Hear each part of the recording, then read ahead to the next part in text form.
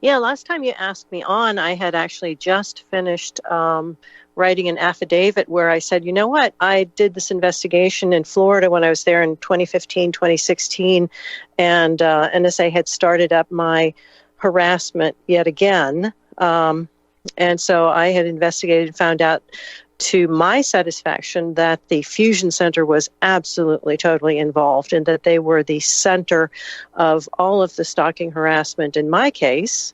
And I think in the vast majority of cases, I think in some cases there's a nearby military base or post or something that actually is harming people and directing the harm to them. But in the vast majority of the cases, I do think that the fusion centers are basically getting the people together, training them, and sending them after us for money. Just to pretend that we're terrorists and there are 100,000 terrorists in their town when there might be 3. So I had done my investigation and I said, I think I better write this down. And then I wrote it all down in the most logical form I could think of and then had it notarized and I signed it and I was offering it to people, for their cases or just for them, to have some kind of testimony to that effect. So it was kind of fortuitous timing. I was able to get on your show and talk about it and then send you a copy and say anybody who wanted a copy was certainly welcome to have it. In the meantime, I have gone to trying to do some interviews since December, and I know we're already in May, so it's not that big a deal. But since December, I'd done about 5 interviews, and one with Veritas Radio, I think 2 with Sons of Liberty, and I forget the second name. That there was a show that merged with them, and then Chris Door, Door. I did an interview with her, and one of the people that I knew said that she particularly liked that one because she thought it explained the gang stalking phenomenon pretty well, enough for her to send it out to people to listen to try to explain what was going on. And I've sent you links to all of those as well to give out if you wish, So like I said, I was rather happy to have done those interviews because it was to an audience that was not TIs. It was totally to a brand new audience. In fact, one of the interviews a little while back was with Richie from Boston. Oh, yeah, that's right. I saw that on there. That's fantastic. To get an audience of non-TIs is one of the best things that we can do, because here you are, an NSA whistleblower, okay, right out of the gate just about, and they cannot doubt you. I mean, they're going to look at you. Well, they can. Well, they can, but it's not likely, So I think it's fantastic, and it's great to have you here. And what I was going to ask a question, but it totally slipped my mind. Let me see. The fusion centers. Now, you've hunted down all the proof apparently that you need through NSA to find out your information on fusion centers?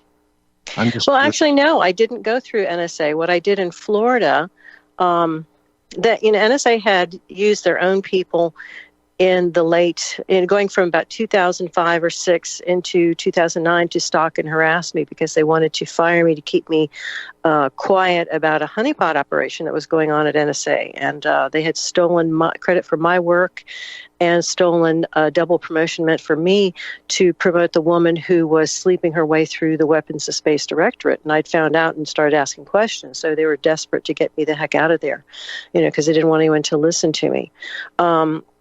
So they did end up firing me in 2009, using the very same methodology that all of us are familiar with, in that they started rumors, they used slander and libel to say, oh, she's done something wrong, but we just can't tell you exactly what, but we need to fire her. And so they finally got some traction in 2009, fired me, excuse me, and I sued them. I finally found a lawyer, which was incredibly difficult because NSA was listening to my phone calls, and then I had one lawyer tell me that after I'd spoken to him about representing me and suing NSA for firing me illegally, retaliatory firing me for no cause whatsoever, he said that NSA had called him up and threatened him and said, if you represent her, then we'll basically destroy your practice. So that's what they had been doing for quite a while. And they probably did that to about, 20 lawyers and law firms. And I finally was able to get a lawyer to hire when I went out of state. I actually hired a law firm in Georgia. And after talking to all the lawyers I could in Maryland, Virginia, D.C., there were only 2 law firms in the United States that would take a federal case like that. One was in Texas and one was in Georgia. So I had to go out of state to get representation because NSA had so thoroughly sabotaged my efforts to get a lawyer. That's the way it happens sometimes. If you're in one particular area, they poison that whole entire area, and the only way you can get any type of fair trial is to get away from there, correct? Well, I guess they didn't expect that I would call this particular law firm, and I spoke to the head of the law firm, and I told him the story, and I said, well, NSA basically says I'm crazy, so that, people shouldn't represent me because you don't represent crazy people and waste the court's time. And he said to me, well, Mrs. Stewart, I've been talking to you for about 20 minutes, half an hour. And he said, I don't think you're crazy. And he said, we will take the case. And so they worked on it for quite some time. The unfortunate upshot of that was that they did get the case accepted by the EEOC, the Equal Employment Opportunity Commission in Baltimore. They did get it accepted by them, which means they looked at the case we presented them and said, okay, you have enough for us to actually hold a hearing at some point, so we will accept your case. So they took it and put it on the queue, put it on the hearing queue, and it sat there on the queue for 8 years. And in the spring of 2018, the judge either did this himself or he allowed somebody to get into my case sitting there at the EEOC under his auspices and strip it of every single thing in the case. And then he notified my lawyer and said, well, I looked at your case and you've got nothing. So I'm going to rule in NSA's favor and dismiss the case. Yeah, that was terrible. I remember hearing about that. Are you ready to take questions yet? Oh, absolutely. That's fine. Okay, we have Marilyn from Ohio and Richard from North Carolina. Ladies first. Go ahead, Marilyn. Hello, Ms. Stewart. Hi, Frank. This is Marilyn from Ohio. I live in Kettering, Ohio. And, Hi. And I hope that you're safe during this pandemic and with the targeting.